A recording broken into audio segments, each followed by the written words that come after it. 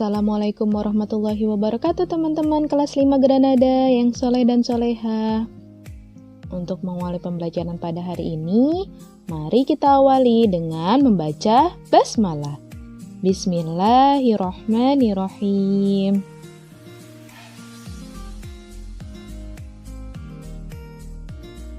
Hari ini kita akan belajar tematik tema 5, ekosistem.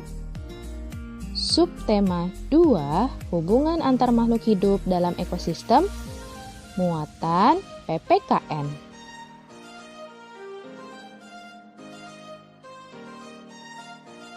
Proklamasi Kemerdekaan Indonesia. Perjuangan bangsa Indonesia melawan penjajah telah dimulai sejak lama.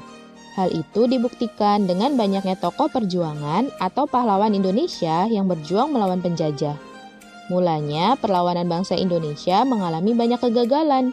Hal itu karena pada saat itu belum adanya persatuan dan kesatuan. Rasa nasionalisme bangsa Indonesia mulai muncul sejak berdirinya organisasi Budi Utomo tahun 1908. Semangat itu semakin diperkuat oleh Ikrar Sumpah Pemuda yang dibacakan pada Kongres Pemuda II tanggal 28 Oktober 1928. Pada kongres itu, bangsa Indonesia mengakui tanah air satu, bangsa yang satu, dan bahasa persatuan yaitu Indonesia.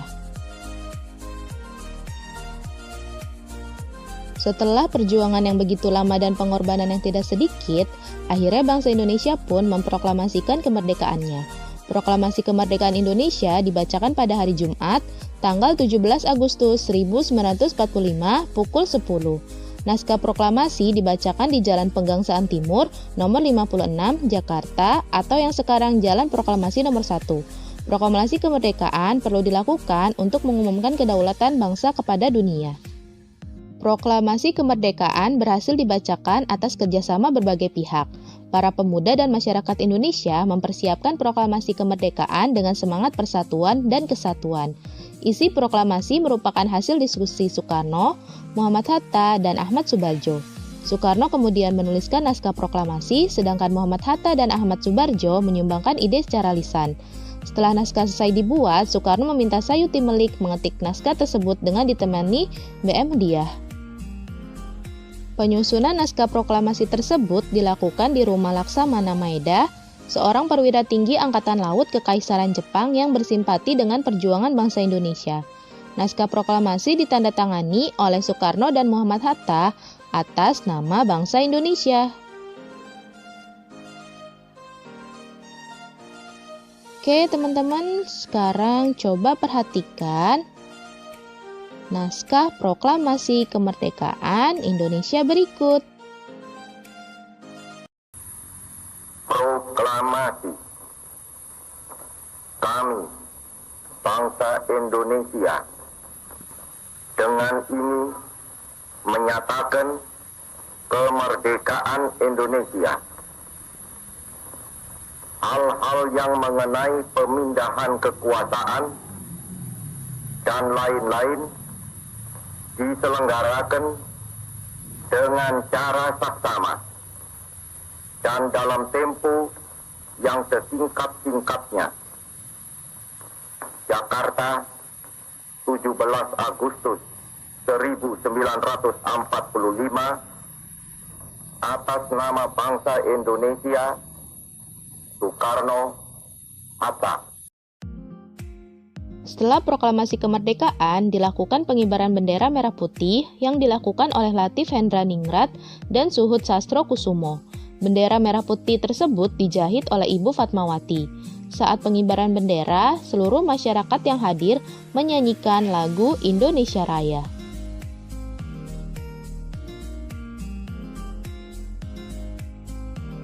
Kemerdekaan merupakan cita-cita bangsa Indonesia. Oleh sebab itu, bangsa Indonesia bersatu untuk meraihnya. Nilai-nilai persatuan dan kesatuan diterapkan pada peristiwa proklamasi dalam bentuk kerjasama seluruh bangsa Indonesia mempersiapkan proklamasi. Misalnya, ada yang menjahit bendera merah putih, menyiapkan bambu sebagai tiang bendera, menjaga keamanan selama proklamasi dibacakan, hingga menyebarkan naskah proklamasi ke seluruh penjuru Indonesia. Apabila bangsa Indonesia tidak bersatu, maka pembacaan proklamasi tidak dapat terlaksana dengan lancar. Semangat persatuan dan kesatuan yang telah ditunjukkan oleh para pejuang kita ini hendaknya terus diterapkan dalam kehidupan kita sehari-hari. Persatuan dan kesatuan dalam mengelola sumber daya alam. Indonesia terdiri atas ribuan pulau. Pulau-pulau tersebut menjadi sebuah kesatuan, yaitu Negara Kesatuan Republik Indonesia. Setiap pulau dapat memiliki sumber daya alam yang berbeda dengan pulau lain. Setiap wilayah pun dapat menghasilkan sumber daya alam yang beragam. Misalnya, wilayah di dekat laut menghasilkan garam dan sumber daya laut. Sedangkan wilayah dataran tinggi menghasilkan hasil perkebunan seperti teh. Sumber daya alam di seluruh Indonesia tersebut harus dikelola dengan semangat persatuan dan kesatuan. Apabila setiap masyarakat dapat bersatu dalam mengelola sumber daya alam mereka, kesejahteraan bersama dapat tercapai. Dengan adanya kerjasama, sumber daya alam berupa garam atau teh dapat dirasakan manfaatnya oleh seluruh rakyat Indonesia. Salah satu wujud persatuan dan kesatuan dalam mengelola sumber daya alam adalah kerjasama. Dua pulau yang memiliki perbedaan sumber daya alam dapat bekerja sama untuk memenuhi sumber daya alam yang dibutuhkan. Misalnya, Pulau Madura memiliki sumber daya alam garam yang melimpah. Sumber daya alam berupa garam tersebut diperlukan oleh masyarakat di berbagai pulau. Salah satunya Pulau Kalimantan.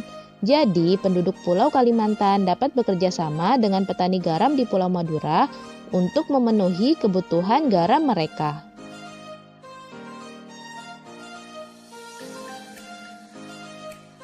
Semangat kekeluargaan dan gotong royong. Gotong royong adalah bekerja bersama-sama dalam menyelesaikan suatu pekerjaan bagi kepentingan bersama. Gotong royong merupakan salah satu penerapan persatuan dan kesatuan dalam kehidupan sehari-hari. Pekerjaan yang dilaksanakan secara gotong royong akan menjadi lebih ringan dan dapat diselesaikan lebih cepat. Gotong royong menjadi ciri khas bangsa Indonesia sejak dahulu. Masyarakat Indonesia menerapkan gotong royong dalam berbagai kegiatan. Misalnya, dalam lingkungan masyarakat bergotong royong membangun jembatan untuk kepentingan bersama warga desa. Kemudian, dalam lingkungan rumah, gotong royong dalam keluarga untuk membersihkan rumah. Kemudian, lingkungan sekolah, gotong royong dalam membersihkan kelas atau lingkungan sekolah. Nah, teman-teman, itu adalah beberapa contoh gotong royong dalam berbagai kegiatan.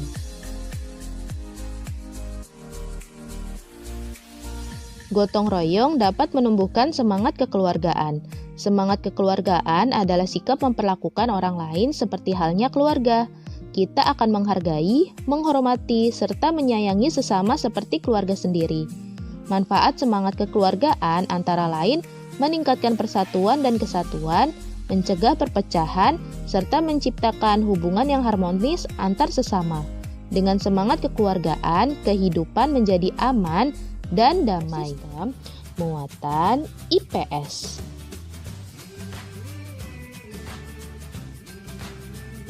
Kegiatan ekonomi berdasarkan kenampakan alam di sekitar. Indonesia merupakan negara kepulauan yang terdiri dari ribuan pulau dengan kenampakan alam yang berbeda-beda.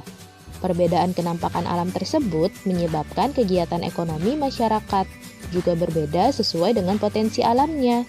Jadi, kenampakan alam memengaruhi kegiatan ekonomi masyarakat sekitar.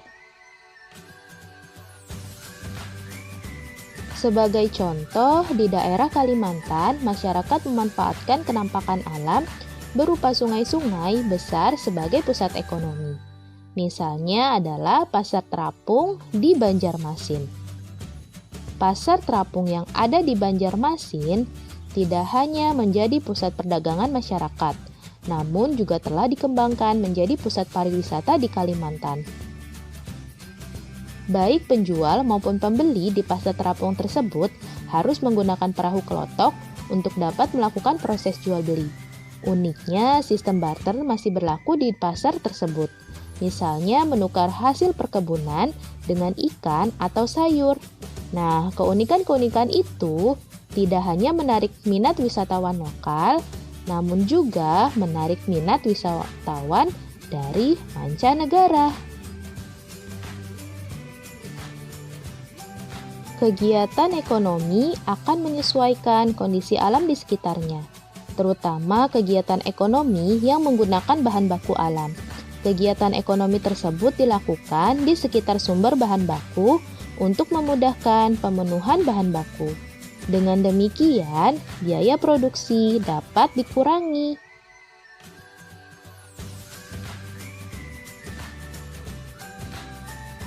Kenampakan alam dan kenampakan buatan. Kenampakan alam adalah segala sesuatu yang ada di alam, merupakan hasil dari peristiwa alam dan bukan hasil dari aktivitas yang dibuat oleh manusia. Sedangkan kenampakan buatan adalah kenampakan yang sengaja dibuat oleh manusia untuk tujuan tertentu.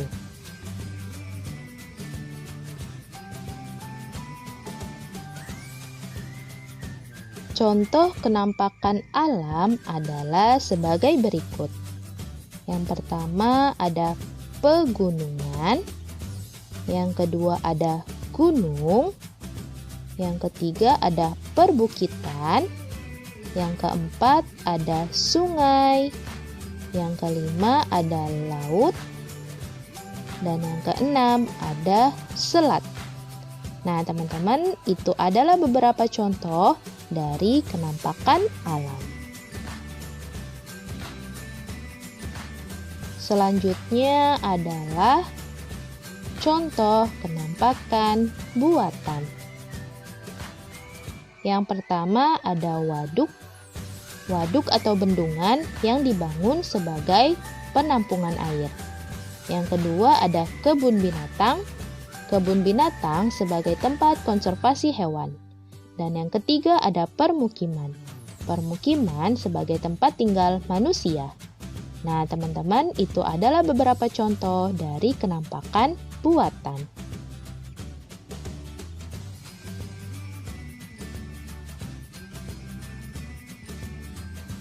Masyarakat memanfaatkan kenampakan alam dan buatan dalam berbagai bidang, salah satunya dalam bidang ekonomi. Yang pertama adalah pada kenampakan alam berupa laut, masyarakat memanfaatkan hasil laut untuk dijual, misalnya ikan, kerang, ataupun rumput laut. Kemudian yang kedua ada kenampakan buatan, misalnya berupa pelabuhan. Pelabuhan dimanfaatkan sebagai tempat pemberhentian kapal laut yang membawa barang dari dalam dan luar negeri. Dan yang ketiga ada kenampakan alam perkebunan. Perkebunan dimanfaatkan untuk menghasilkan bahan pangan. Nah, teman-teman, itu adalah beberapa contoh pemanfaatan kenampakan alam dan buatan dalam bidang ekonomi. Muatan SBDP. Pada muatan SBDP kali ini, kita akan mempelajari mengenai properti tari daerah dan fungsinya. Salah satu unsur yang ada dalam seni tari adalah properti. Properti tari adalah perlengkapan atau alat yang digunakan dalam tarian. Properti berfungsi untuk memberikan keindahan pada tarian. Properti juga berfungsi sebagai media untuk menyampaikan makna yang terkandung dalam tarian.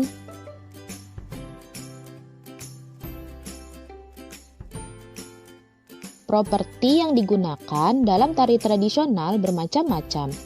Misalnya ada kipas, topeng, sampur atau selendang, tombak, payung, dan piring. Bahan pembuatan properti pun bervariasi. Misalnya berasal dari kain, kayu, logam, bambu, atau plastik.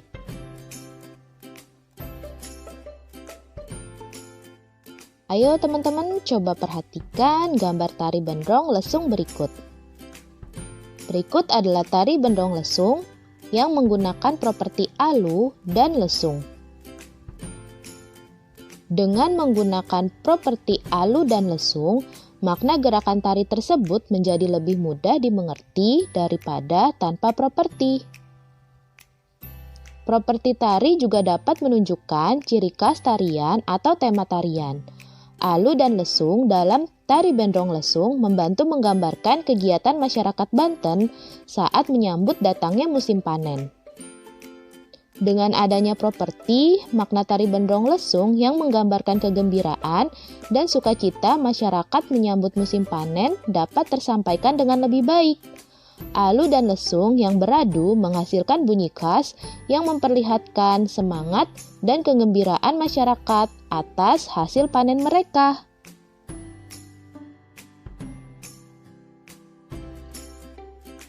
Properti tari dan pola lantai dalam tari bertema. Tari tradisional di Indonesia memiliki banyak tema. Misalnya tarian dengan tema alam dan kepahlawanan. Pada tarian dengan tema alam, gerak tari yang dilakukan dapat meniru kehidupan di alam. Misalnya meniru gerakan hewan.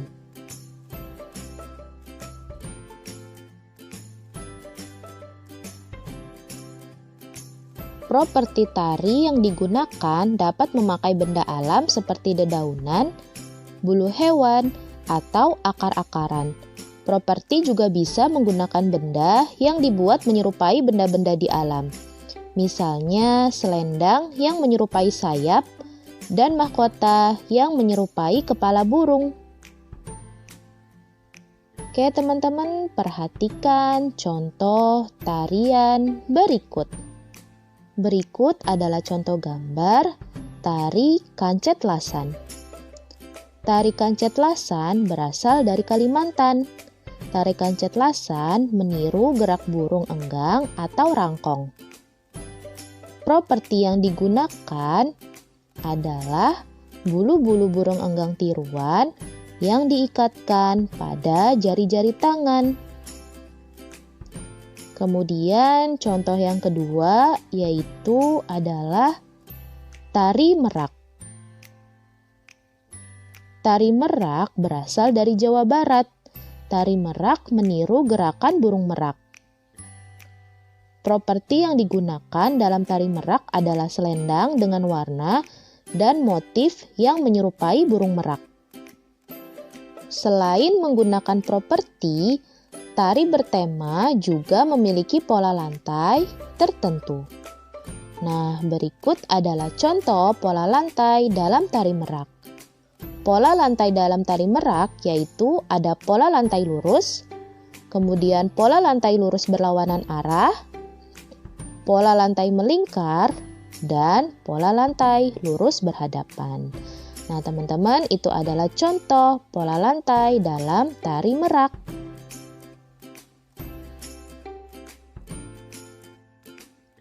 Pementasan tari dengan iringan musik. Pementasan tari adalah kegiatan menampilkan karya seni tari yang bertujuan untuk menghibur penonton. Pementasan tari juga bertujuan untuk menghargai sebuah karya seni tari yang dibuat oleh pencipta karya seni tersebut.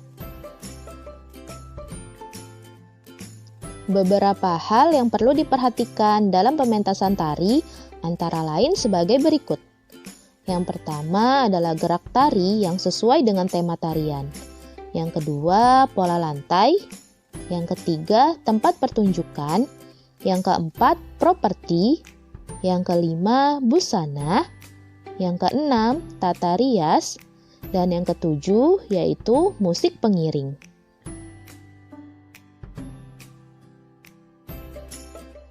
Musik dan tari merupakan satu kesatuan.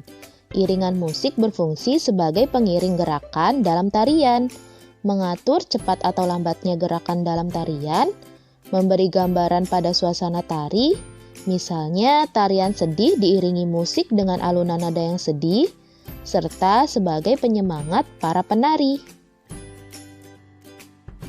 Iringan musik dalam tari dapat dibedakan menjadi dua, yaitu sebagai berikut. Yang pertama, iringan musik yang berasal dari manusia. Misalnya tepukan tangan, hentakan kaki, atau nyanyian. Yang kedua, iringan musik dari alat musik. Misalnya gamelan, rebana, gendang, gambang kromong, dan alat musik band.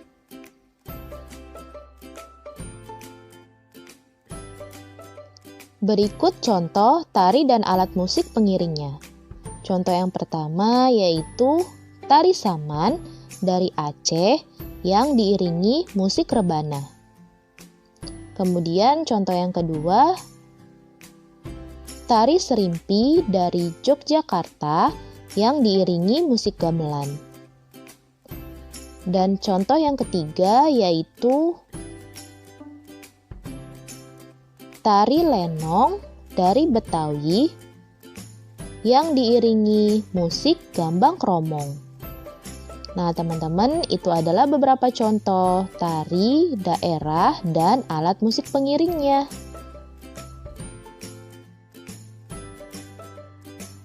Oke, teman-teman, cukup sekian pembelajaran tematik pada hari ini. Mari kita akhiri pembelajaran tematik pada hari ini dengan membaca hamdalah. Alhamdulillahirabbil alamin.